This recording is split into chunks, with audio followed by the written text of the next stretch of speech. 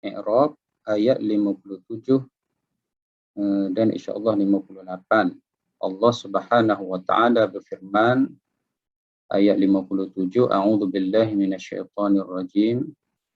Qul inni 'ala bayyinatin min rabbi wa kadzdzabtum bih ma 'indi ma tasta'jiluna bih. Inil hukmu illa lillah yaqussul haqqa wa huwa khairul fasilin.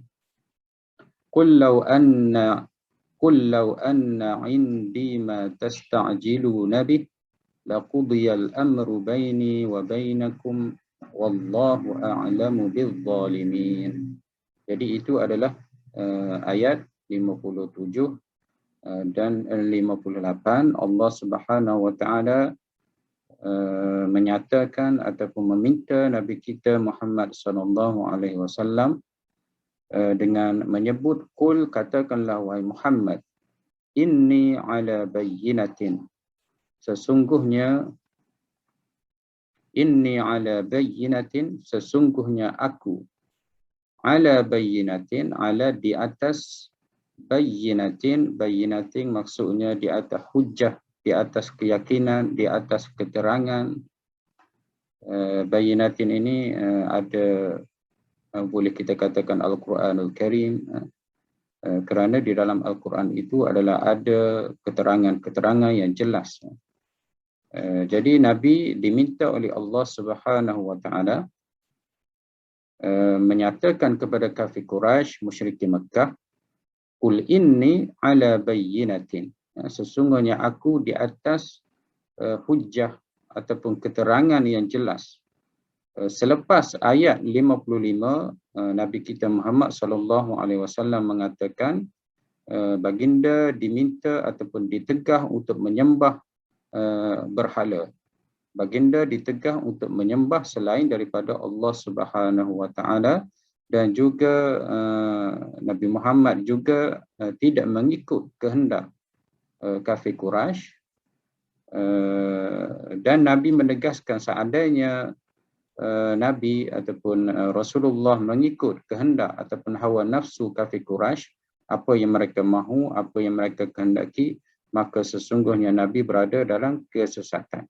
Dan ayat 57 ini Nabi menegaskan bahawasanya Nabi berada dalam hujjah, dalam keyakinan, di dalam jelas sejelas-jelasnya, ala bayyinatin mir rabbi, dan hujjah itu ataupun keterangan itu ataupun yang jelas itu mir rabbi, datang daripada Allah Subhanahu wa taala. Maknanya Nabi diwahyukan, keyakinan itu diberi kepada Nabi kita Muhammad sallallahu alaihi wasallam, diturunkan Al-Quranul Karim, dan Nabi yakin jelas bahawasanya Nabi kita adalah berada dalam kebenaran. Wa kadzdzabtum, wa di sini adalah wahal, dalam keadaan aku, iaitu Nabi Muhammad sallallahu alaihi wasallam, berada dalam keterangan, berada dalam keyakinan, pada masa yang sama dalam keadaan kafir Quraisy, wa kadzdzabtum, kafir Quraisy kamu mendustakan dengannya. Bihi ini kembali kepada Rabbi, dengannya iaitu dengan kamu mendustakan Tuhan ataupun mendustakan Allah, ataupun juga boleh kembali kepada bayyinah. Bayyinah ini kalau ikut asal maknanya adalah al-bayan, keterangan, ataupun Al-Quranul Karim, boleh di takwil. Jadi waqad tabtum ini bihi boleh kembali kepada Al-Quran, boleh kembali kepada Rabbi. Jadi pada masa yang sama aku berada di dalam hujjah keyakinan. Pada masa yang sama kamu wahai kafir Quraisy telah mendustakan bihi, dengan keyakinan itu, iaitu dengan Al-Quranul Karim, dengan hujah-hujah tersebut, dengan keterangan-keterangan yang jelas ada pada aku yang diturunkan ataupun datang daripada Allah Subhanahu wa taala. Kamu wahai kafir Quraisy telah mendustakannya. Wa kadzdzabtum bihi. Jadi hi itu boleh kembali kepada Rabbi, Jadi kalau kita nak kembalikan kepada Rabbi, maknanya wa kadzabtum birrabb ataupun billah. Kamu mendustakan Tuhan ataupun Allah. Dan juga boleh kembali kepada bayyinah. Boleh kembali kepada bayyinatin. Atas asas bayyinah ini adalah al-bayan. Dia muzakkar kan, bayyinah ini muannas. Jadi kalau kita nak hi ini nak kembali kepada bayyinah, kita kena takwil ataupun kita kena maknakan bayyinah itu dengan Al-Quran ataupun al-bayan. Al-bayan keterangan, Al-Quran, Al-Quranul Karim. Jadi boleh juga kembali kepada bayyinah. Mereka mendustakan apa? Sama ada mendustakan Al-Quran ataupun al-bayan, mendustakan keterangan-keterangan, ataupun mendustakan Allah Subhanahu wa taala yang turunkan keterangan, yang turunkan Al-Quran kepada Nabi Muhammad sallallahu alaihi wasallam.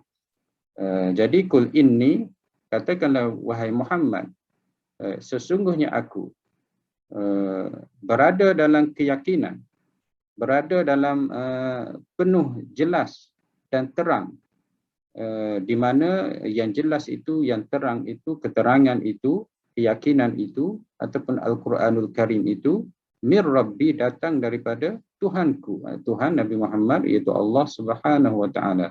Jadi pada masa ini seolah-olah Nabi dia beritahu, aku sudah terang, aku sudah jelas berada dalam kebenaran, dan engkaulah sebenarnya yang mendustakan kebenaran tersebut, yang tidak mahu terima kebenaran tersebut. Dan Allah Ta'ala sebut wa kadzabtum bihi, ada bi di sini. Kadzaba ini boleh saja tanpa ada bi. Boleh saja kita sebut wa kadzabtumullah sebagai contohnya. Tetapi diguna bi di sini. Bi di sini kalau ikut Ibni Ashur, dia bagi tahu bi di sini adalah bermakna al-ilsaq. Okey, saya type al-ilsaq. Bunyi sedap tapi janganlah ambil nama ni, letak nama cucu al-ilsaq. Apa maksud al-ilsaq? Al-ilsaq maknanya sebati ataupun melekat. Saya tulis sebati ataupun melekat. Ini antara makna ba di dalam Al-Quranul Karim. Dan dalam Al-Quran ada makna banyak ba. Ba, huruf ba itu.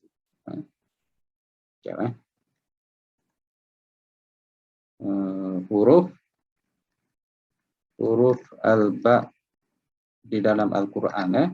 Jadi kita jumpa tadi Allah Ta'ala sebut wa kadzabtum, dalam keadaan kamu, kadzabtum, dalam keadaan kamu mendustakan bihi. Bihi itu adalah mungkin Al-Quran. Bihi itu Al-Quran. Ataupun saya boleh juga sebut Ar-Rabb, sebab sebelumnya ada Rabbi. Jadi kadzaba ini dia boleh tanpa ada ba. Boleh saja Allah Ta'ala sebut kadzabtumul Quran. Juga boleh saja disebut kadzabtum ar-rabb. Tetapi dalam ayat itu ada ba. Tidak begitu? Ada ba. Jadi ba ini menjadi perbahasan ulama. Apa makna ba di sini? Kerana kalau ikutnya tak letak ba pun boleh. Jadi antara ulama mentafsirkan ba ini adalah al-ilsaq. Al-ilsaq maknanya melekat ataupun sebati. Sebati apa? Sebati sifat fi'il, iaitu dusta pada musyrikin Mekah. Maknanya mendusta, menuduh Nabi bohong ataupun mereka itu mendustakan Nabi Muhammad SAW sudah menjadi sebati di dalam diri mereka. Apa-apa saja yang datang daripada Nabi Muhammad mereka akan dustakan. Mereka akan tolak. Jadi diletak bi di sini adalah bermaksud al-ilsaq. Al-ilsaq maknanya sebati dan melekat. Huruf ba ini dalam Al-Quran dia ada dalam dalam 14 ataupun 15 makna dia. Banyak. Ada disebut oleh Ibn Hisham Al-Ansari di dalam kitab Mughnil Labib. Kitab Mughnil Labib ini ada 3 jilid. Jadi dia bagi tahu huruf ba ini ada berapa? Sama ada 13 ataupun 14. Antara maknanya adalah al-ilsaq. Dan sebelum ini kita ada jumpa kan ba ziyadah. Ba isti'anah. Ada banyak ba. Jadi ba di sini maksudnya al-ilsaq, iaitu sebati ataupun melekat.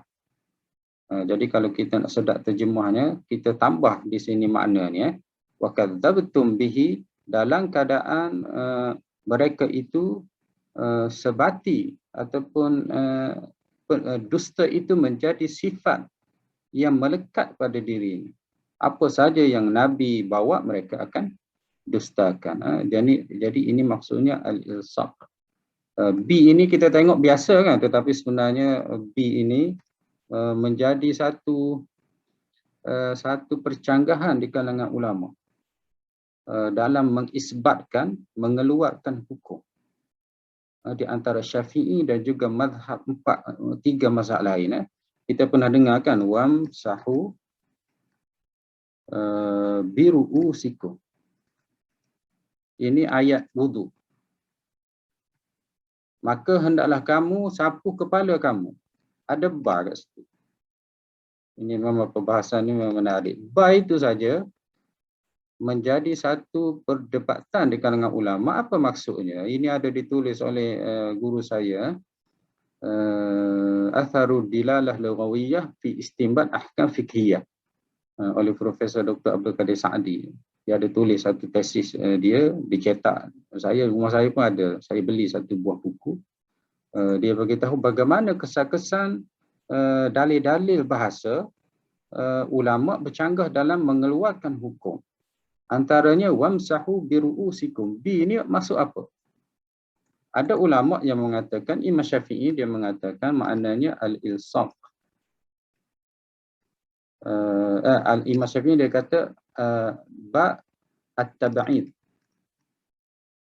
At-tab'id maknanya separuh. Separuh. Jadi kita mazhab Syafi'i, kalau kita ambil wudu, kalau kita sapu sikit pun sah dah kan kepala kita. Itu mazhab Syafi'i.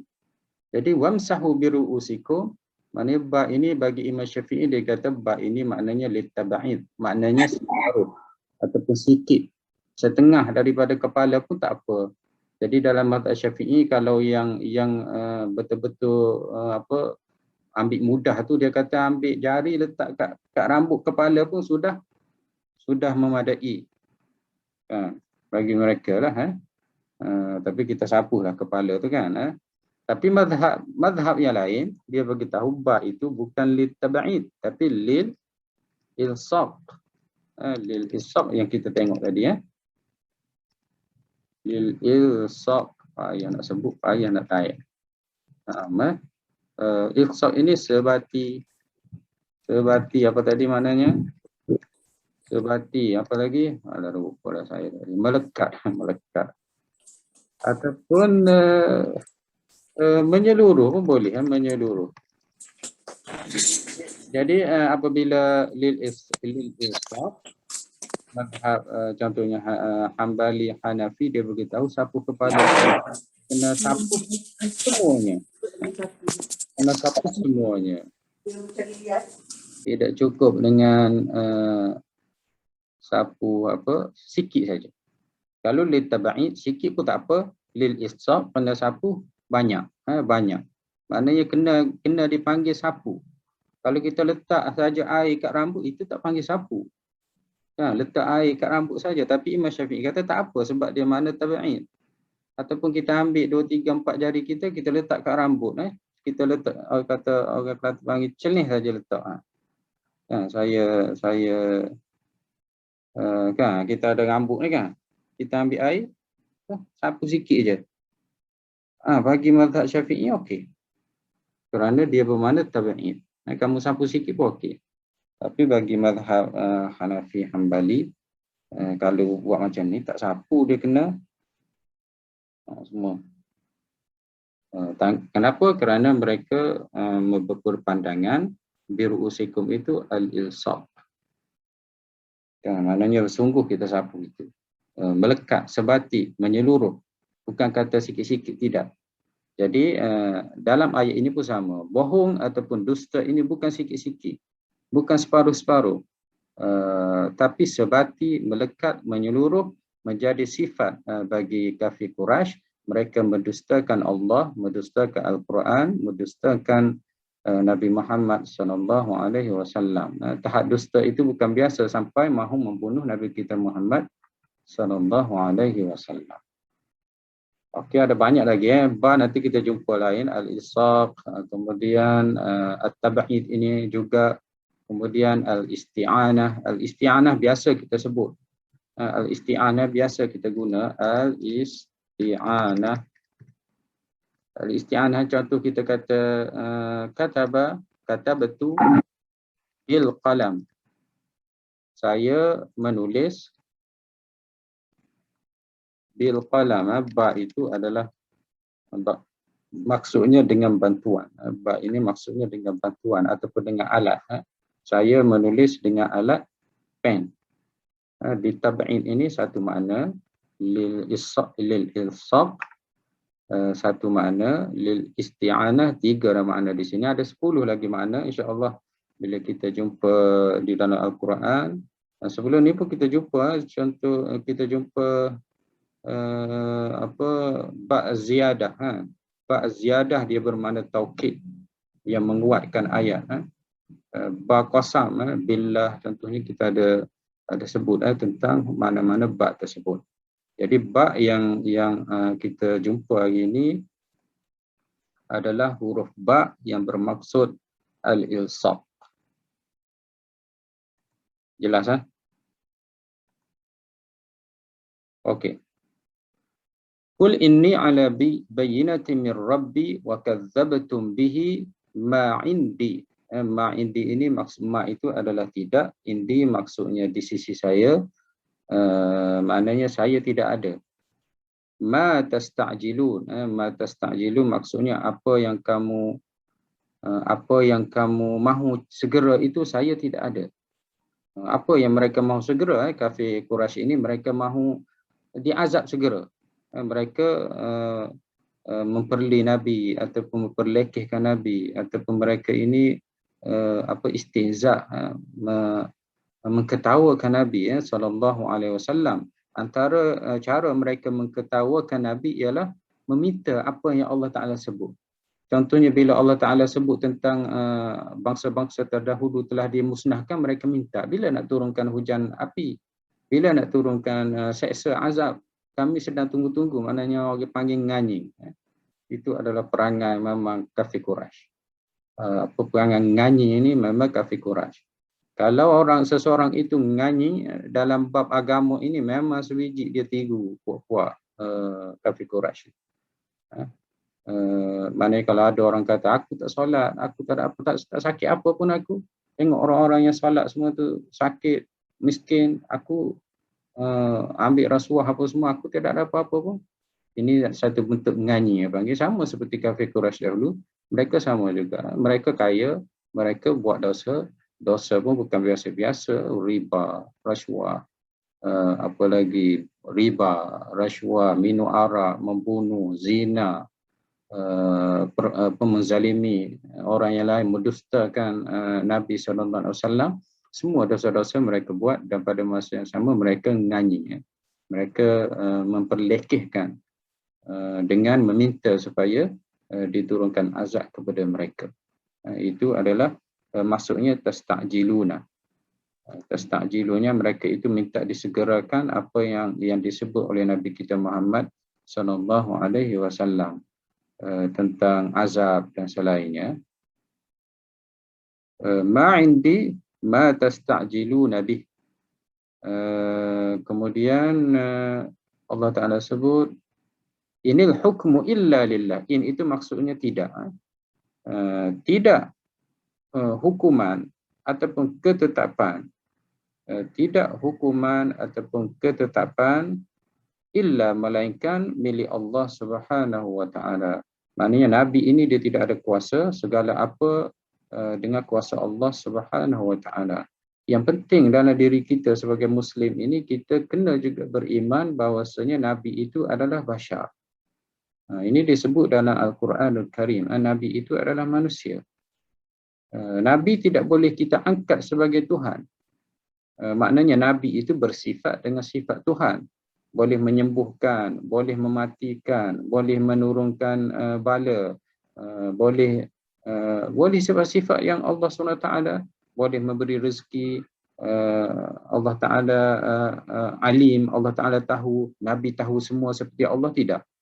Nabi tahu dengan apa yang Allah Ta'ala beri tahu kepadanya. Benda-benda yang pelik, mukjizat, Nabi dapat dengan mukjizat yang diberi oleh Allah SWT kepadanya. Ayat Al-Quranul Karim, ayat Al-Quranul Karim yang turun kepada Nabi tidak diturunkan ikut kehendak Nabi.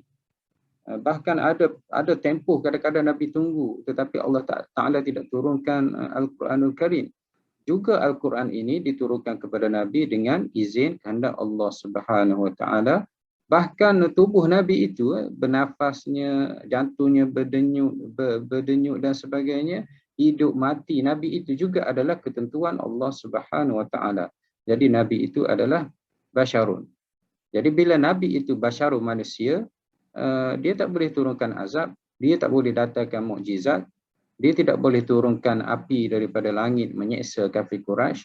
Jadi kafir Quraisy itu minta apa-apa pun tidak dapat diberi oleh Nabi kita Muhammad sallallahu alaihi wasallam kecuali dengan kehendak Allah Subhanahu wa taala. Jadi di sini dia sebut inil hukmu illa lillah. Tidak ada hukuman, tidak ada ketetapan, tidak ada takdir, qada dan sebagainya illa lillah, kecuali milik Allah Subhanahu wa taala.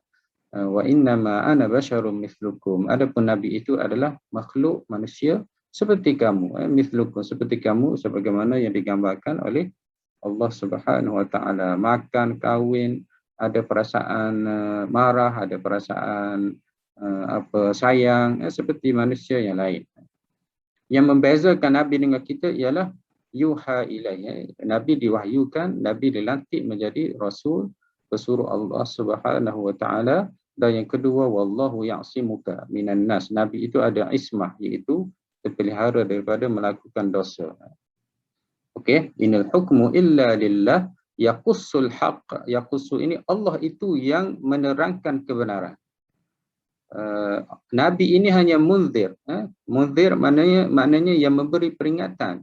Nabi ini adalah pesuruh, orang suruhan Allah Subhanahu wa taala. Allah Ta'ala suruh ini dia buat, Allah Ta'ala suruh ini dia buat. Yaqussul haq, yang menceritakan kebenaran ialah Allah Subhanahu wa taala. Illa lillah yaqussul haq.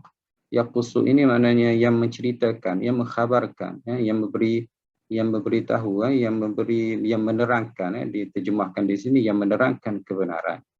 Wa huwa khairul fasilin, dan dialah sebab baik, yang memberi keputusan, ketetapan, ketentuan, al-fasilin, yang membezakan baik, jahat, buruk dan sebagainya. Maknanya al-qadhin, sebaik-baik yang menghukum, yang membuat keputusan dan selainnya. Kullau anna indi, katakanlah wahai Muhammad kepada mereka yang meminta supaya azab itu disegerakan, kepada mereka yang meminta supaya diturunkan wa'amtir, diminta supaya diturunkan fa'amtir alaina hijaratan minas sama', supaya diturunkan hujan daripada batu dari langit.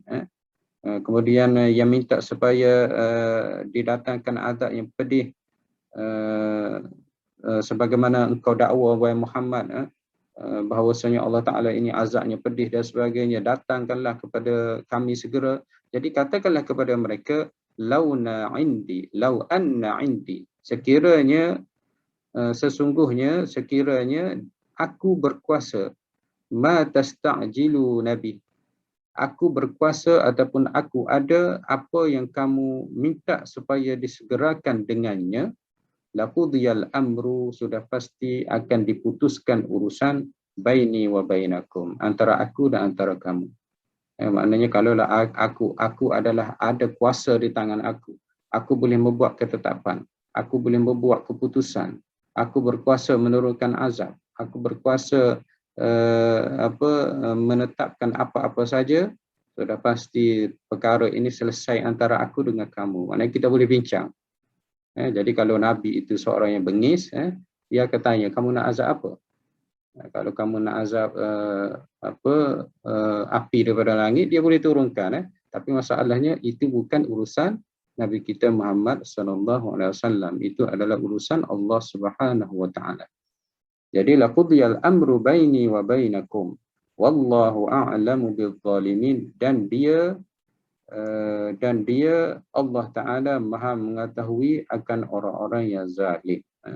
Jadi itu terjemahan secara ringkas dan tafsiran ayat 57 dan 56. Jadi sekarang ini kita lihat i'rab ayat ini.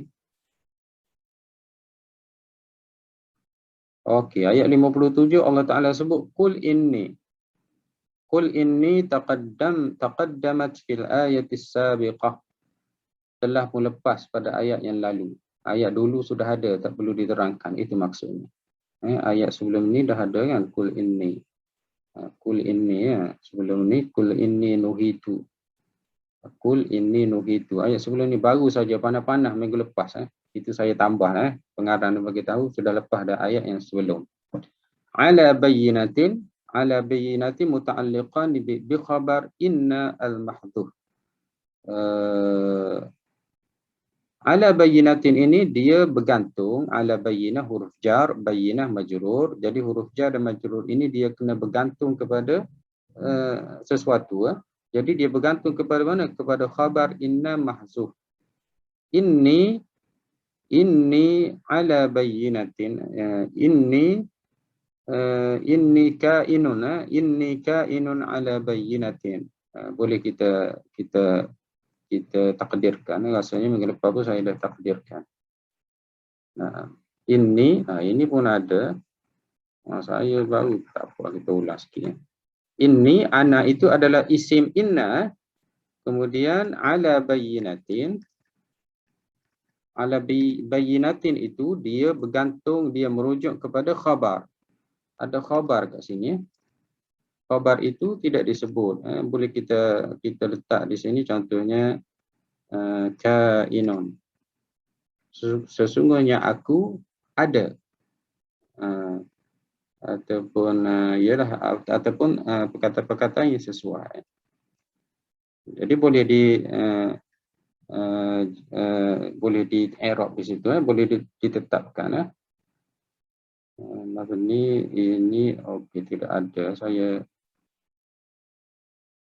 minggu depan tidak ada takdir. Okey, tak apa. Nampak Jadi inna itu dia perlu ada isim dan dia perlu ada khabar. Jadi Allah Ta'ala sebut inni ala bayyinatin. Inni ala bayyinatin. Jadi dia pada selepas ini itu adalah isim dia. Isim inna. Isim inna. Ada ana kat dalam ni. Kat dalam ni ada saya, ana. Jadi ana itu adalah isim inna. Kemudian kainun itu tidak ada. Tidak perlu disebut. Inni ala bayyinatin. Kalau kita dalam bahasa Melayu, sesungguhnya aku berada atas kebenaran. Berada itu kita pun tak sebut. Kita kata saya di atas kebenaran, saya benar. Sebenarnya saya berada di atas kebenaran. Jadi kainun itu tidak disebut. Khabar kepada inna itu tidak disebut. Dan khabar inilah tempat bergantungnya, tempat merujuknya, tempat kembalinya ala bayyinah. Ala bayyinatin itu dia merujuk kepada khabar mahzuf yang disebut oleh Syekh Tayyib Al-Ibrahimi. Ala bayyinatin muta'alliqan bi khabar inna al-mahdhuf. Khabar dia itu tidak disebut. Jadi saya takdirkan kainun. Inni kainun ala bayyinatin. Saya berada di atas kebenaran ataupun keterangan, keyakinan. Okey, beres. Kalau ada nak tanya boleh on mic, kemudian boleh terus tanya. Kalau ada soalan boleh terus. Kemudian min Rabb muta'alliqun bi na'at muqaddar li bayyinah. Maknanya ada na'at di situ. Ada na'at di situ. Okey, inni ala bayyinatin. Di celah-celah ni ada na'at. Na'at apa maksud? Na'at adalah sifat. Bayyinatin itu apa sifatnya? Macam mana bentuknya? Jadi sifat di situ kita bolehlah nak letak contohnya zahiratin ataupun munzilatin, boleh. Munzilatin, zahirah maknanya jelas, munzilah yang diturunkan, thabitah pun boleh, thabitatin yang tetap. Okey, bolehlah mana-mana yang rasa sesuai. Jadi kalau kita letak sifat di situ, kita terjemah macam mana? Sesungguhnya aku berada di atas keyakinan yang jelas ataupun yang turun ataupun yang tetap min Rabbi, daripada Tuhanku. Maknanya keyakinan itu tidak akan berubah. Keyakinan itu adalah dari Tuhan. Keyakinan itu adalah zahirah, wadihah, jelas. Tidak ada sedikit pun keraguan. Jadi min Rabbi itu jar wa majrur. Jar wa majrur itu dia kembali kepada na'at. Na'at yang tidak disebut juga pada bayyinah. Min Rabbi. Okey, banyak mahzuf. Banyak mahzuf. Okey, jelas? Inni ala bayyinatin min Rabbi. Jadi kalau kita nak sebutnya, inni kainun ala bayyinatin munzilatin min Rabbi. Na'at ini dia sifat, baris dia kena sama, semuanya baris bawah. Dan tak boleh letak alif lam. Dia sama saja. Sebagaimana sifat, begitu sebagaimana tuan, begitulah sifatnya dari sudut baris dan bentuk katanya. Sama ada perempuan sama ada perempuan, di sini pun perempuan. Baris dua bawah, di sini pun baris bawah dua juga. Tidak ada alif lam, nakirah, dia pun juga nakirah. Okey. Na'at muqaddar, ditakdirkan ada na'at di situ, iaitu mungkin munazzilatin, zahiratin, wadihatin, thabitatin, sebagaimana yang saya tulis tadi. Ya itu adalah mudhafun ilaih, min jar Rabbi, Rabbi majrur wa huwa mudhaf. Ya itu adalah mudhafun ilaih, Tuhanku. Tuhanku adalah Tuhan Nabi Muhammad SAW, iaitu Allah Subhanahu wa taala. Wa haliyah. Wahaliyah ni maknanya ayat selepas itu adalah hal kepada sebelumnya.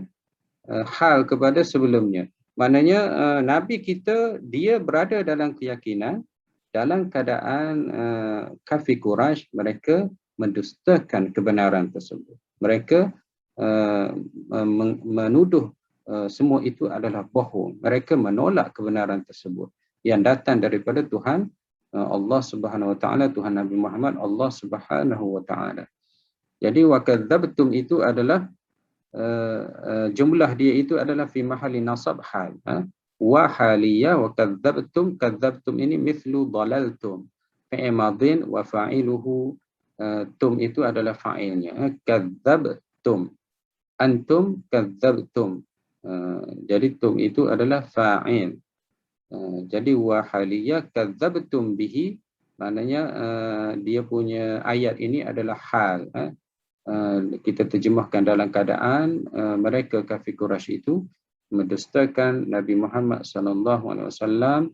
Dan saya cerita tadi gambar itu adalah lil insaf, maknanya sudah menjadi sebati pendustaan itu pada batang tubuh ataupun pada kafir Quraisy yang tidak beriman dengan Allah Subhanahu wa taala. Okey. Okey, hal ini dia ada hal jumlah, dia ada hal mufrad, dan dia ada hal jumlah, hal syibih jumlah, hal mufrad, dan biasanya dia ada wa ni lah, wa haliyah. Maknanya selepas itu adalah hal kepada ayat sebelumnya. Bihi muta'alliqun bi kadzdzabtum. Bihi muta'alliqun bi kadzdzabtum. Ada nak tanya ke? Kalau nak ada nak tanya boleh Okey, Profesor ada tanya Profesor? Yang hal tu daripada kadzdzabtum bihi ke atau kadzdzabtum saja? Ayat semuanya lengkap. Kadzdzabtum bihi. Ayat dia jumlah tu, jumlah fa'il itu, kadzdzabtum fa'il, kemudian fa'il bihi jar wa majrur. Jadi ayat dua-dua ayat yang lengkap itu adalah menerangkan keadaan ayat sebelumnya. Okey. Mana kadzdzabtum bihi. Boleh Profesor?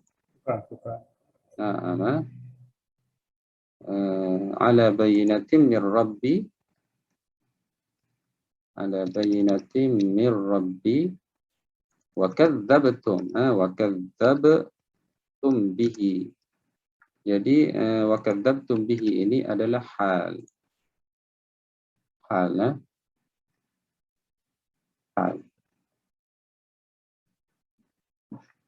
Okey, beres. Kemudian muta'alliqun bi kadzdzabtum bihi ini adalah muta'alliqun bi kadzdzabtum. Jar wa majrur ini kita kena mudahnya dia tidak ada makna. Ada makna tetapi dia tidak lengkap. Jadi kalau saya sebut bihi dengannya, jadi orang tanya dengan apa? Jadi dia mesti merujuk kepada jumlah. Kadzdzabtum, oh dengannya maknanya mereka mendustakan dengannya. Sama juga macam tadi, ala bayyinatin, di atas keterangan, di atas hujah keyakinan. Jadi orang tanya, atas hujah keyakinan apa isunya, apa ceritanya? Jadi dia perlu juga bergantung kepada khabar yang kita takdir ini. Oh, dia berada dalam keyakinan, dia berada dalam hujah ataupun keterangan yang jelas. Jadi dia perlu rujuk kepada ayat ataupun jumlah yang menjadi tempat bergantung untuk menyempurnakan maknanya. Itulah maksudnya ta'alluq. Muta'alliqun bi kadzdzabtum.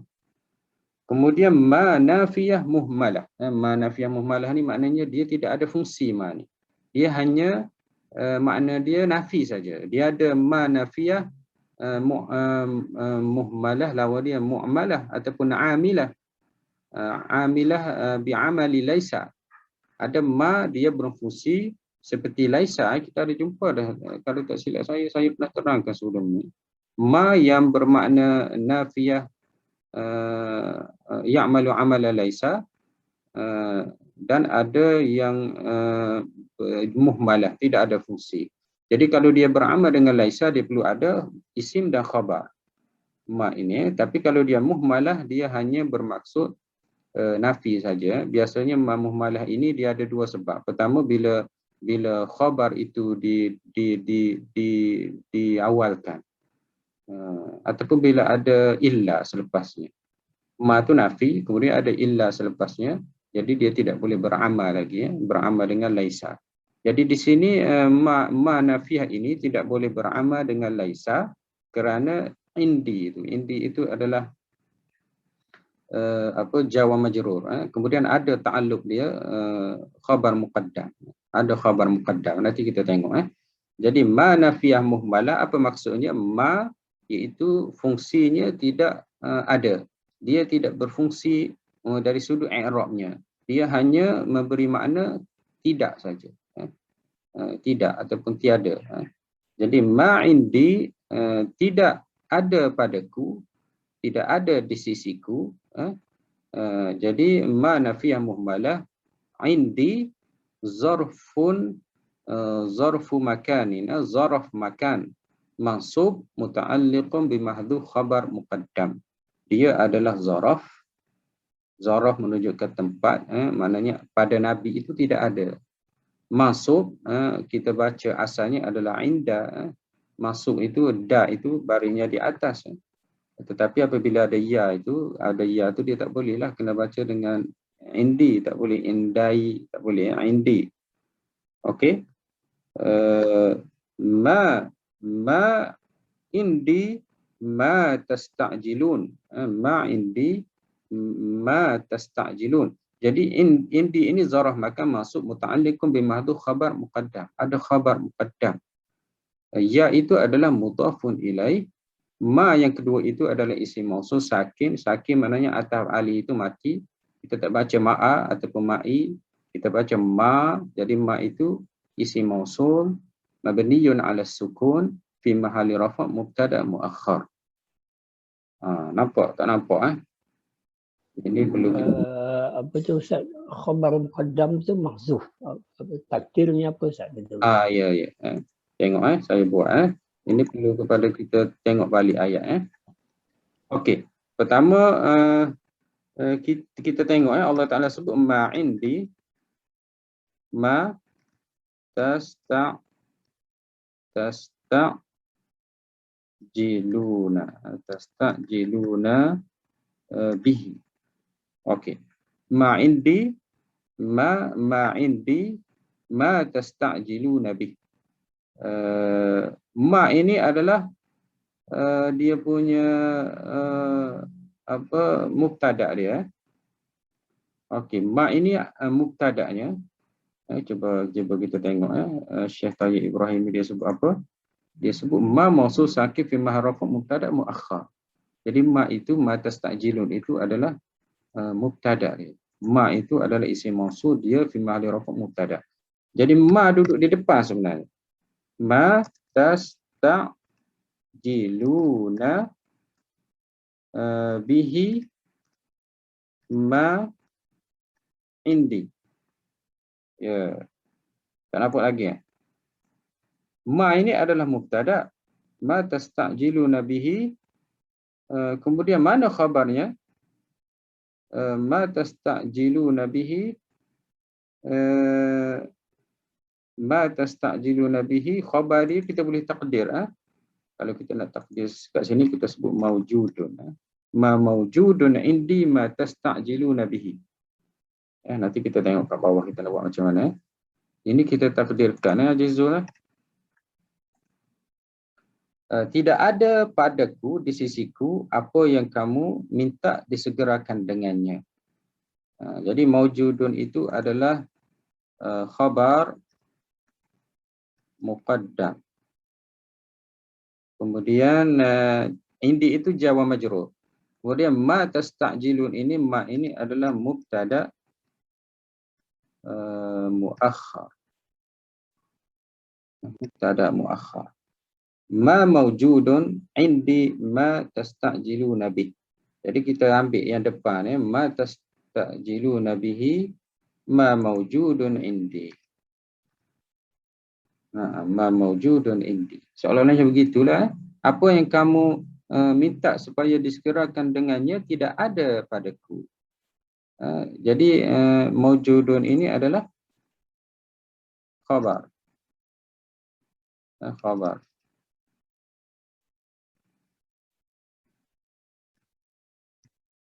Okey, khabar. Tapi kalau dia duduk macam ni mungkin tidak diguna ma, mungkin ghairu maujudin indi macam tu. Cuma saya nak tunjuk susunan dia. Ma tasta'jilun, ma ini adalah mubtada. Mubtada. Kemudian maujudun ini khabar. Khabar dia. Ma pertama tu isim mausul. Isim mausul dia boleh jadi mubtada. Kemudian mana khabarnya? Khabarnya adalah maujudun. Maujudun. Ma ini adalah nafi. Jadi kalau ma kedua tu nafi. Ma kedua nafi. Yang ini dia letak nafi di depan. Ma kemudian tak ada. Ini adalah saya takdirkan khabar muqaddam. Oleh kerana ditakdimkan, diawalkan khabar, inilah menyebabkan ma itu muhmalah, tidak ada fungsi. Kalau diletak di depan ni, ma ni dia ada fungsi. Dia jadi amal laisa. Indi indi ya, indi jar wa majrur muta'alliqun bi khabar muqaddam mahzuf. Ini ya. Apa tu? Okey, saya contoh sikit ya. Jarang guna. Jadi indi ini dia kembali kepada maujud. Maujud itu tak ada di situ. Maujud itu tidak ada. Jadi bila tidak ada dia panggil mahzuf, dia sebut tadi ya. Jadi kita boleh tengok tadi apa tadi?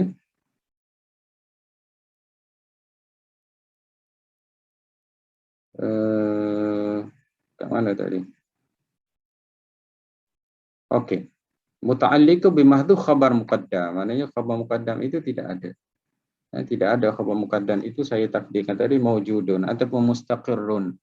Ma mustaqirrun indi, ma maujudun indi, ma maqdurun indi.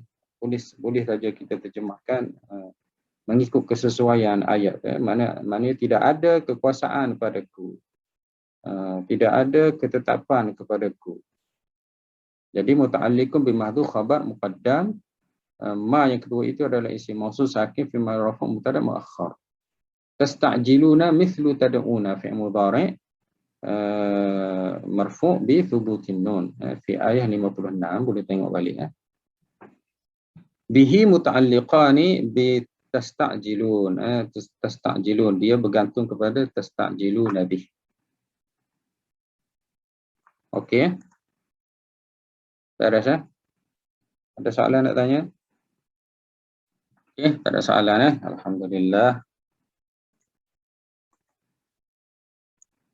Okey, kita sampai mana tadi? Kemudian in itu nafiyah, maknanya la, tidak. In nafiyah. Inil hukmu, bila in nafiyah ini dia tidak ada lagi apa orang panggil istisna dan sebagainya. Dia jadi mujib.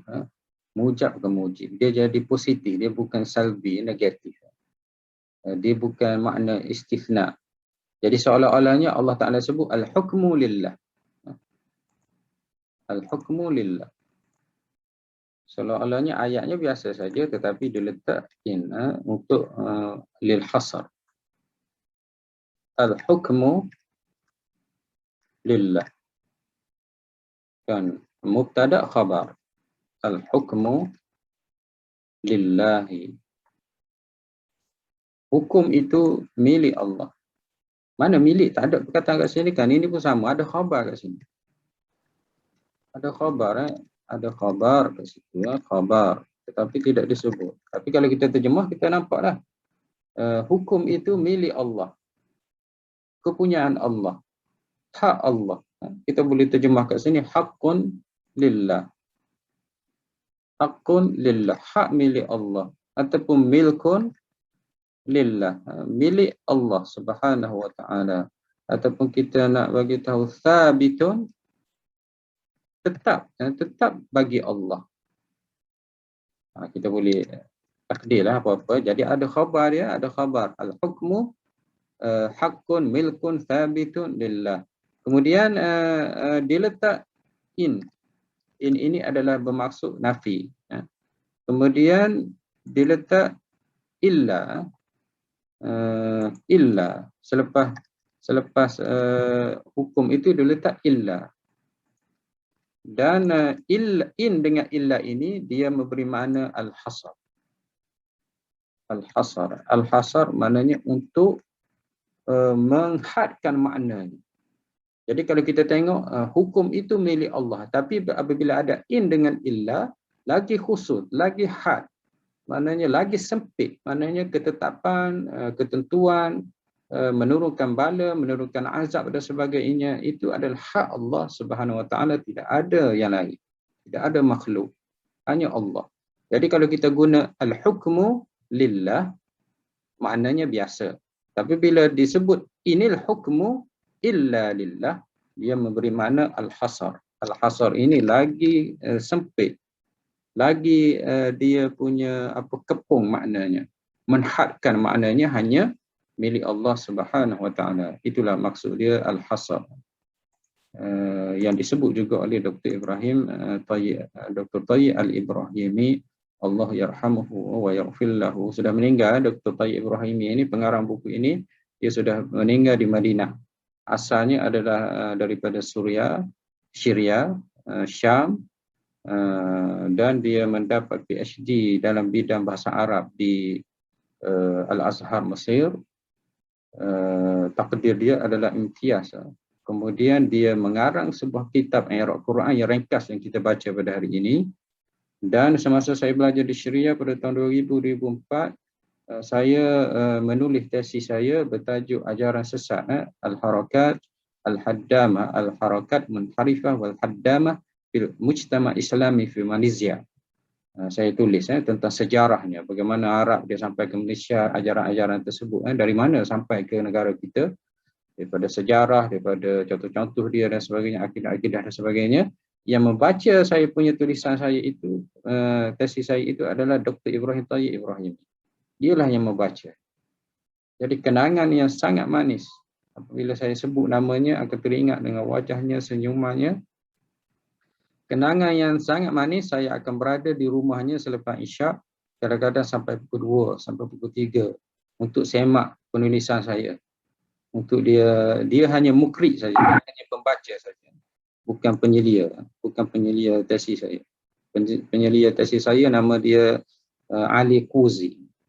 Bunyi dia macam Malaysia Kuzi Nama dia Profesor Dr. Muhammad Ali Kuzi, seorang pakar sejarah di Lebanon. Dia yang isyrah saya punya tulisan tu, kerana Ali Kuzi ini dia adalah pakar dalam bidang sejarah. Jadi saya tulis tu banyak dari sudut sejarah, bagaimana Islam sampai Malaysia, bagaimana ajaran sesat itu tersebar, dari mana puncanya.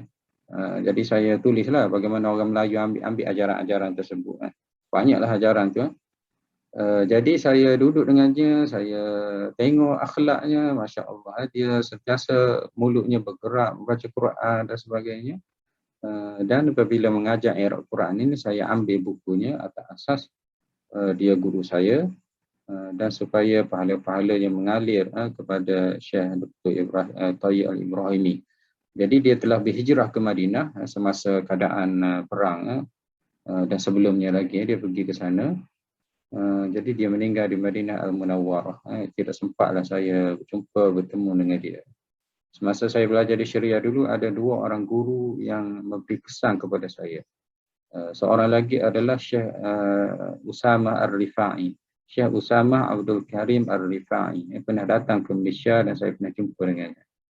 Syekh Abdul Karim Ar-Rifai ini adalah dari sudut sijil, dia tidak ada. Dia hanya ada BA bahasa Arab. Syekh Usama Abdul Karim Ar-Rifai. Tetapi Syekh Usama ini adalah anak ulama negeri Syam. Namanya Abdul Karim Ar-Rifai, ulama besar negara Syam, negeri Syam, Syria. Jadi anaknya adalah Usama. Jadi di Syria ini kalau ayah itu alim ulama, anaknya mewarisi keilmuannya. Bukan kerana kerana keturunan, tetapi dia ajar anaknya sehingga jadi alim. Contohnya mula Ramadan Al-Buti, lahirnya Dr. Profesor Muhammad Said Ramadan Al-Buti, ayahnya adalah ulama negara Syam. Jadi nama apa tadi?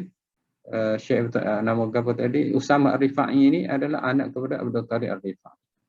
Daripada saya pijak negeri Syam itu, antara guru yang saya sentiasa iqamah adalah dengan Syekh Usama Ar-Rifai. Dia ada kelas di bawah masjid Syekh Abdul Qadir Ar-Rifai, ada di bawahnya, dia ada bilik bawah tanah.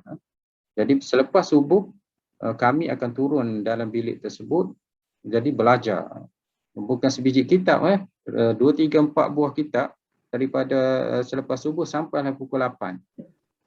Di Damsyik ke Ustaz? Damsyik, Damaskus, Syria. Jadi semasa belajar tu, supaya tidak mengantuk, tidak jemu, sebab banyak kitab, dia beri hidangan, kadang-kadang makanan, kadang-kadang air, dia ada macam petugas.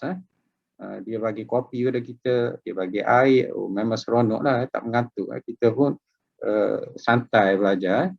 Jadi Syekh Abdul Qadir Ar-Rifai, Syekh Usama Abdul Qadir Ar-Rifai ini dia mengajar 30 kitab setiap hari. Kecuali hari Jumaat dan Sabtu dia cuti.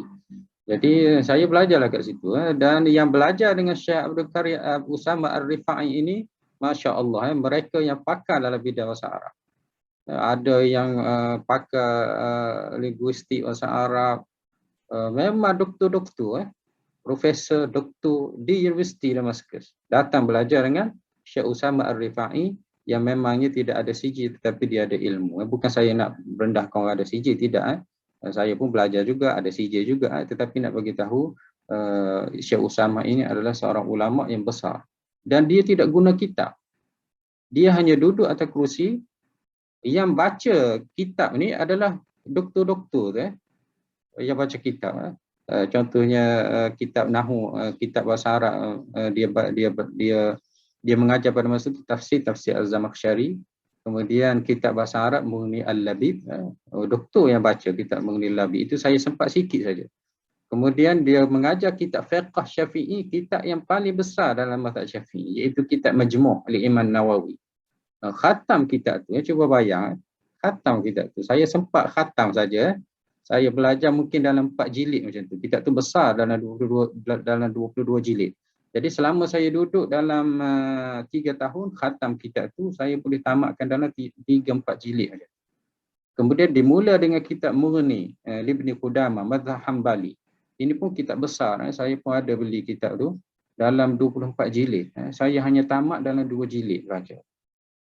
Tapi Syekh Usama ini adalah ulama yang besar dan dia telah menegur kerajaan Bashar Assad dan diserang masjidnya, dia luka oleh kerana ancaman dan juga bahaya, dia telah diseludut ataupun dia telah dilarikan ke Turki.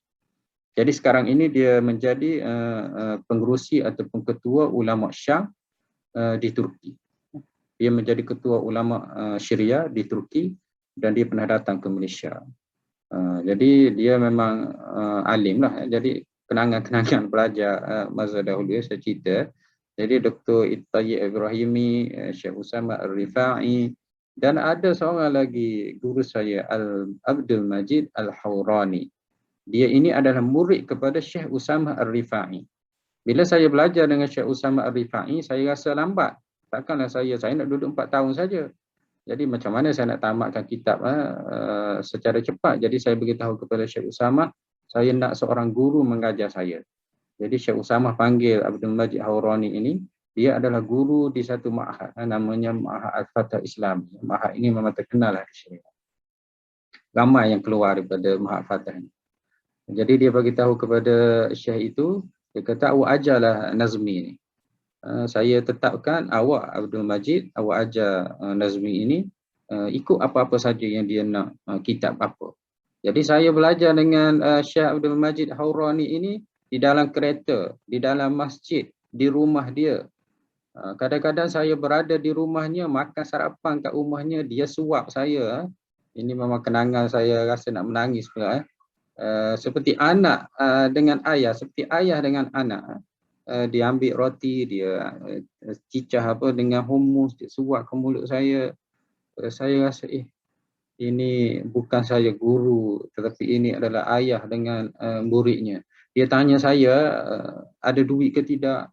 Tak ada duit, dia bagi duit. Ada masalah apa? Sehingga saya nak balik pun dia tanya, awak nak kahwin dengan orang Syria ke tidak? Sampai ke tahap tu. Ada dia nasihat saya dan sebagainya. Memanglah Abdul Majid Hawrani ini adalah satu guru dan juga ayah yang memang akan tanya saya.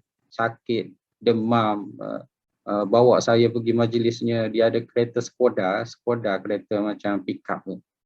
Dia bawa saya pergi ke majlis dan dia antara pengamal satu tarekat, tapi saya tak ambil pun tarekat. Jadi Abdul Majid Hawrani ada 3 orang, itu cerita sedikit bagaimana belajar di Syria. Jadi Dr. Tayyib Ibrahimi ini adalah antara yang saya duduk ke rumahnya, betulkan tesis saya, dia semak dan sebagainya, dia sudut bahasa, sehinggalah saya tamat. Dan pernah saya dah tak ada semangat nak belajar. Saya balik ke Malaysia tahun tahun ketiga saya berada di Syria, saya balik Malaysia. Kemudian saya pergi balik ke Syria. Pada tahun keempat tu saya dah rasa dah penat dah belajar. Mungkin dah 9 tahun duduk Jordan, duduk di Syria. Saya rasa dah cemuh dah. Kata orang, tak boleh dah aku ni. Saya dah nak berhenti dah. Saya pun pergi ke rumah dia. Saya pergi ke rumah dia, saya hantar saya punya tesis. Kemudian saya cerita pada dia, saya cerita saya ni sudah tak boleh habis dah belajar ni. Memang susah pun kalau tak bertengkar tak habis saya punya belajar. Saya kata saya dah tak dapat dah ni. Dah penyedia saya pun dah bertengkar dah dengan saya, tapi dia juga yang nasihat pada saya. Jadi harap ni bukan kerana mungkin kerana cara dia bekerja. Cara dia bekerja, cara dia sibuk, jadi menyebabkan kita tertunda-tunda kita punya tesis dia tidak semak, dia tidak baca dan sebagainya, sehingga saya tegur penyedia saya, kenapa tidak baca? Kalau awak tidak baca, bila saya akan tamat? Hantar, dia cakap tak betul. Bila? Akhir sekali penyedia saya itu kalah dengan saya sebut, saya telefon pada dia, saya minta maaf, saya bagi tahu dia, awak adalah seperti ayah saya. Dengan kata itu, dia telah selia saya punya tesis hingga tamat. Itu pun atas nasihat Dr. Tayyip Ibrahimi, pengarang kita Iraq. Dia kata, awak telefon kepada Muhammad Ali Kuzi, kemudian awak cakaplah, awak ni seperti ayah saya. Saya minta maaf dan sebagainya, atas kesilapan dan sebagainya. Saya suka, sayang pada awak seperti itu sudah selesai. Jadi saya telefon selesai. Jadi dia betul-betul selia saya punya tesis. Kemudian dengan Dr. Tayyip Ibrahimi ini, saya bila last sekali itu dah tak ada masa dah 4 tahun. 4 tahun ni lama untuk buat master. Kemudian saya beritahu dia saya dah tak dapat nak tamat dah saya punya master. Dia pun beritahu saya, tamat ataupun tidak itu bukan urusan awak, itu adalah Allah yang tetapkan. Urusan awak sekarang ini adalah usaha. Siapkan segera, ini tugasan awak. Jadi awak siapkan segera, tunaikan tanggungjawab awak, siapkan, buat dan sebagainya. Tamat tidak tamat, serah saja kepada Allah Subhanahu Wa Taala. Jadi saya pun terfikir juga, kita usaha, jangan putus asa, terus buat, terus usaha dan serahlah kepada Allah Subhanahu Wa Taala. 4 bulan selepas itu, saya pun tamat master saya. Itu pun dibuat satu munaqasyah, satu majlis munaqasyah waiwa khas untuk tesis saya saja. Dibuat pada musim cuti. Selepas semester 1, 2 dia ada cuti semester musim panas. Cuti itu dalam sebulan. Jadi kalau ikutnya semester cuti dan juga semester musim panas tidak ada munaqasyah tesis MA. Tapi takdir Allah SWT, saya tamat pada cuti. Ini pun kerana saya bertengkar dengan, memang Arab ni kena bertengkar. Bertengkar tu bukan caci maki. Kita berkeras, kita tegas. Saya beritahu saya sudah hantar saya punya tesis ini lama dah. Kenapa tidak buat satu lajnah untuk bincang tesis saya, tamatkan segera saya. Saya duduk kat sini sebulan, 2 bulan semuanya melibatkan kos, melibatkan peluang-peluang, banyak saya cerita pada dia. Akhir sekali saya pergi jumpa dengan rektor universiti. Alhamdulillah lah, ini antara boleh bercakap Arab. Jumpa dengan rektor universiti, saya beritahu saya mesti tamat segera. Kemudian rektor universiti itu telefon. Bila Ustaz tamat tu Ustaz? Ustaz, bila tahun tamat tu? 2004, lama dah. 2004 dia telefon kepada rektor itu. Rektor telefon kepada petugas dia. Dia beritahu awak tamatkan segera pelajar ni. Dan saya lah orang Malaysia pertama yang tamat master. Pada masa itu ada dalam 18 orang Malaysia. Antaranya esko agama ke yang Perak sekarang ni. Ada beberapa orang lagi, tetapi setakat yang saya tahu semuanya tak tamat. Yang tamatnya saya seorang saja. Yang tamat di universiti itu pun hasil daripada nasihat guru-guru, keberkatan doa-doa ibu bapa guru-guru, dan juga hasil daripada berkeras, bertengkar dengan Arab. Kalau tidak tak tamat lah. Jadi bola kita, dia passing kat situ, pergi sana, pergi sini. Akhir sekali, Tak tamat lah. Tapi yang banyak nasihat kepada saya adalah Dr. Tayyib Al-Ibrahimi, pengarang kita ni. Jadi Ustaz, bila tamat baru dapat master ya? Baru dapat lah. Jadi yang lain tak dapat dah, yang 17 Tak orang dapat lagi. dah. Tak dapat lah. Ada yang 7 tahun duduk kat situ. Sini yang saya. Masya Allah. Boleh sambung balik? Tak tahulah. Dia memang tak tamat. Saya tahu dia. Kalau kita lembut-lembut, memanglah tak siap. Saya memang bertegas. Bertegas. Kalau nampak dia, Arab ni nampak dia berkeras, tak dengar cakap kita jumpa orang yang atas tu. Orang atas dia. Bos dia. Jadi di dalam universiti, rektor lah paling tinggi, jumpa rektor, jumpa sebagainya, selesai. Sampailah sekarang saya berurusan dengan Arab, saya buat MOU dengan universiti di Jordan, saya jumpa rektornya. Jumpa rektornya, sign MOU dan sebagainya. Selepas itu semua akan ikut kata kita. Kita tunjuk saja MOU ataupun arahan daripada rektor surat-surat dia, maka yang bawah-bawah ini adalah ikut saja. Itulah. Kalau tidak, kita dibuat macam bola je lah, sebab mereka ni sibuk, kerja banyak. Malaysia pun saya rasa lebih kurang begitu juga. Kalau kita tidak tegas, mungkin setengah penyelia tesis ni dia buat lambat-lambat, menyebabkan lambat untuk siap belajar. Bagus pengalaman Ustaz. Bagus pengalaman tu sama. Pengalaman bila sebut Ibrahimi banyak kali Allah yarhamuhu wa yaghfir lahu wa afihi wa'fu anhu wa adkhilhu jannah wa askanahu fi jannatihi amin ya rabbal alamin. Banyak jasanya kepada saya, dan tempat Syekh Ibrahim Tayyib ini juga adalah meninggal di tempat yang mulia di Madinah Al-Munawwarah. Okey, kita kena tamat sikit lagi ni. Mana tadi panjang cerita tadi. Rasa seronok pula cerita kenangan. Ini 2004. Mana sekarang ni dah berapa tahun dah. Sekarang satu dah lama. 2004 dah. Zaman belum kahwin. Zaman muda. Sekarang ni dah 46. Masa tu saya 30. 30 umurnya. Itu pun masa nak sambung belajar itu, ayah tanya, nak kahwin ke nak belajar? Kalau nak kahwin balik. Dia dah ada calonnya.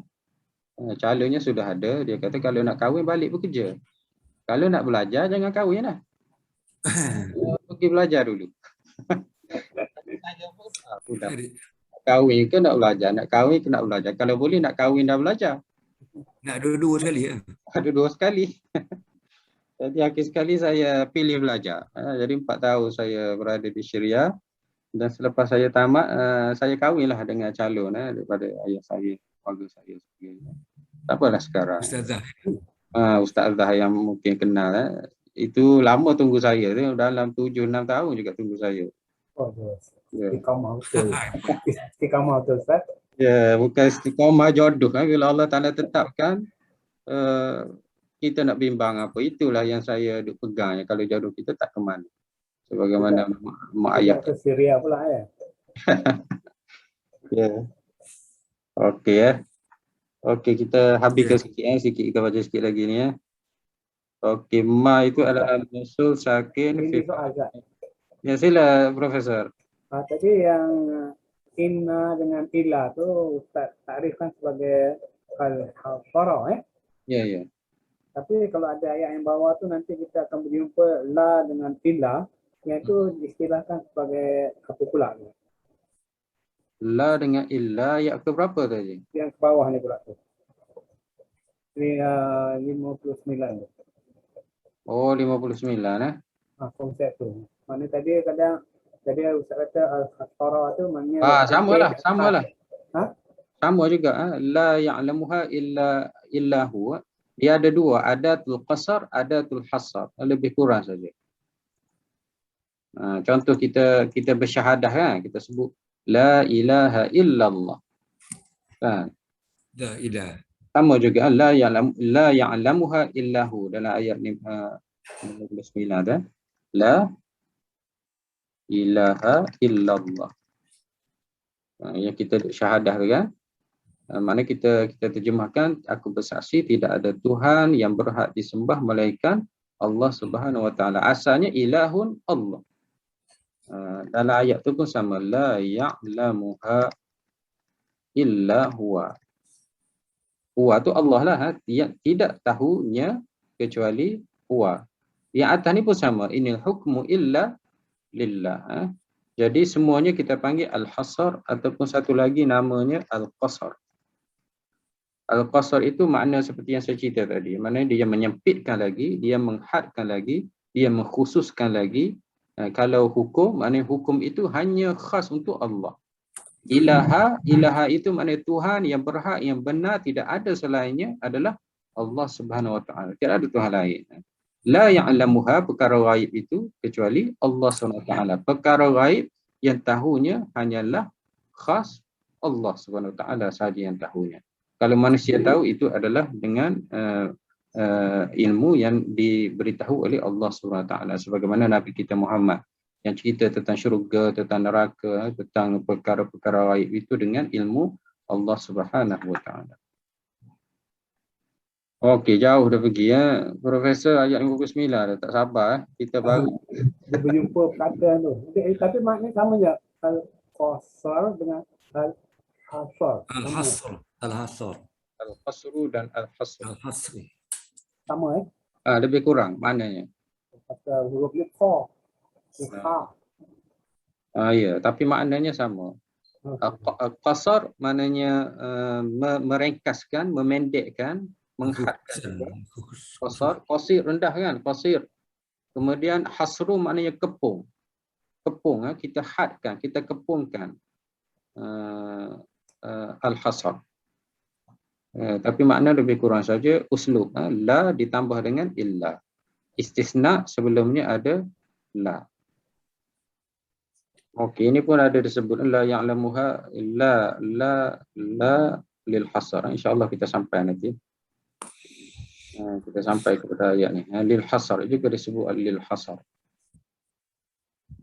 Kalau tidak sebut lil hasar, dia akan sebut lil qasar. Okey. Inil hukmu illa lillah muta'alliqun bi khabar mubtada. Yaqussu mudhari' marfu' wa fa'il huwa. Yaqussu ini ada dalam tu adalah dia. Dia kembali kepada Allah Subhanahu wa taala. Allah menceritakan, Allah menerangkan. Al-haq itu adalah maf'ulun bih. Dibaca dengan baris atas, al-haqqa. Jadi maf'ulun bih masuk bil fathah.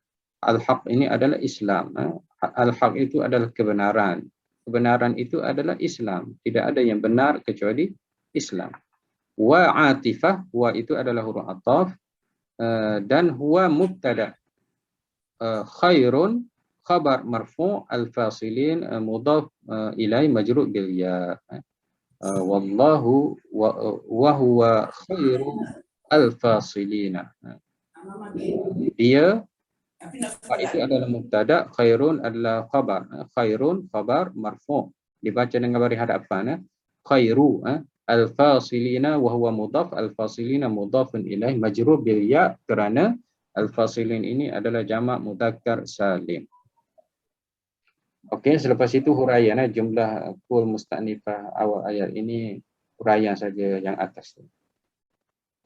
Okey, tamat juga ayat 57 ni, ajaknya nak ayat 58 tak sempat lagi ni. Banyak cerita tentang kisah di Bumi Syam bersama dengan Syekh Dr. Tayyib Al-Ibrahim rahimahullah. Okey, kita ya, ada soalan silakan. Tarikat apa Ustaz? Ya. Ustaz tu. Syekh Apa? Majid. Syekh Majid. Yang Ustaz cerita tadi tu. Ya. Syekh Majid, Ustaz kata dia orang tarikat. Tarikat apa dia? Oh, saya tak ingat dah. Tapi saya selalu pergi ke majlis tarikatnya. Dia bawa saya. Oh, dia bawa. Dia bawa saya zikir-zikir, kemudian dia bagi tazkirah kepada murid-murid dia lah. Dia pun tidak turunkan tarikatnya pada saya. Mungkin dia tengok saya tak minat kot lah. Saya tarikat ni saya ikut Syekh Buti. Syekh Buti dia tidak ada tarikat. Tarikat dia adalah tarikat Muhammadiyah. ini Nabi Muhammad inilah tarekat kita. Sunnah dia, jalan-jalan yang dia tunjuk, kita ikut. Jadi setengah orang dia nak tarekat apa Syadziliyah, nama-nama lain. Jadi saya kurang minat lah. Bukan kata tidak betul. Jadi saya, mungkin guru saya tengok saya tak berapa minat. Kalau saya minat mesti saya minta. Jadi saya tak ambil. Syabuti pun saya belajar. Syabuti itu hikam tu, Masya Allah. Ada lagi tulisan saya. Tulisan-tulisan yang saya tulis. Kitab Hikam Ibni Athaillah As-Sakandari. Saya tulis tangan saya. Hasil daripada kelas saya dengan Syabuti. Di Masjid Al-Kuwaiti. Selama dalam... Dekatlah tu Ustaz. Dekatlah dengan tempat Ustaz belajar tu. Ya, dekat. Saya tahun akhir, saya pergi menyewa bawah atas Masjid Syabuti. Atas Bukit Qasium. Senang saya hadir tafsir dia dan sebagainya. Mana saya tahun 1, 2, 3 saya berada di Bandar Damaskus. Dekat Fahamah, dekat je. Jadi saya bung ala-alik lah ke masjid, nama dia Masjid Kuwaiti lah. Dia mengajar hikam, dia mengajar kitab Riyadhus Salihin. Kemudian Syekh Wahbah Az-Zuhaili itu pun saya belajar sikit saja. Kerana Syekh Wahbah ini dia banyak menulis. Tetapi kelas dia tak ramai orang datang. Syekh Wahbah ini dari segi percakapan dia kurang sikit. Maknanya dia bercakap tu kurang sikit. Dia banyak bergurau dalam kelas dia. Jadi kalau kita nak fokus, kita kena belajar dengan orang lain. Syekh Wahbah Az-Zuhaili. Itu saya belajar kitab Umdatus Salik, kitab fiqh. Syarah apa saya tak ingat, kitab fiqh. Adalah beberapa bab saya tamat dengan Syekh Wahbah Az-Zuhaili. Syria ini adalah memang tempat yang banyak alim ulama. Dan mereka adalah ikhlas untuk berdakwah di jalan Allah Subhanahu Wa Taala. Jadi Ustaz, belajar di sana ya, kena pakai kitab yang khusus lah. Dia macam pondok. Sistem kat sini kita ada kalam kan. Maknanya nak tamat belajar kena pilih kitab, kena pilih guru kan. Ya, macam tu. Kalau gaji cepatlah. Gaji habislah cepatlah. Kalau Haji Halim pergi sana cepatlah habis kitab kalau muda Kalau baguslah Ustaz rajin belajar, baguslah. Masih muda lain aku. Saya belajarlah tapi ilmu ni tidaklah banyak. Adalah ilmu sikit sebanyak. Yang untuk bantu saya sendirilah, untuk diri saya dan saya share lah macam kelas kita ni untuk orang-orang yang minat. Tidaklah banyak ilmu, adalah Allah Ta'ala kurnia kepada kita usaha sikit sebanyak. Tidaklah bermakna saya sebut guru-guru saya tadi, pelajar-pelajar anggap ini alim ustaz ni ulama. Tidak. Saya sebut itu hanyalah guru-guru saya. Guru-guru yang hebat tidak semestinya muridnya hebat. Maknanya kita tak boleh kata ini belajar dengan Syabuti mesti alim, tidak. Ilmu itu adalah kurniaan Allah Subhanahu Wa Taala. Wa ma utitu minal ilm illa qalila. Kemudian Allah Taala sebut wattaqullaha wa yuallimukumullah. Allah Taala yang ajar kita. Bukanlah kita belajar kita boleh pandai. Kita belajar itu adalah usaha kita dan ilmu itu adalah kurniaan, bukaan Allah Subhanahu Wa Taala. Jadi saya ni biasa-biasa saja. Cita-cita tadi pun janganlah anggap saya ni hebat, tak ada. Itu cita-cita kenangan. Kenangan kita anggap kenangan bersama guru-guru. Ilmu-ilmu yang ambil, apa yang saya faham, apa saya tak faham, itu kenangan-kenangan yang akan menjadi kenangan-kenangan manis dalam kehidupan saya sebagai penuntut ilmu Allah Subhanahu Wa Taala, dan juga kenangan-kenangan mengajar. Kenangan dengan Haji Jamil, Haji Zul, Haji Halim dan yang lain, ini juga adalah kenangan-kenangan bagaimana kita berada dalam perjuangan dalam menuntut ilmu Allah Subhanahu Wa Taala yang daripada lahir sampailah kita mati, berada dalam mencari, menggali, membaca, menuntut ilmu Allah Subhanahu Wa Taala. Amin. Ya. Di sini dulu Ya. Terima kasih Ustaz. Insya-Allah Subhanahu Wa Taala. Semoga Allah Ta'ala berkati kita semua. Barakallahu fikum. Wa jazakumullahu khair. Wassalamualaikum warahmatullahi wabarakatuh. Waalaikumsalam warahmatullahi wabarakatuh. Terima kasih Ustaz. Syukran Ustaz. Terima kasih.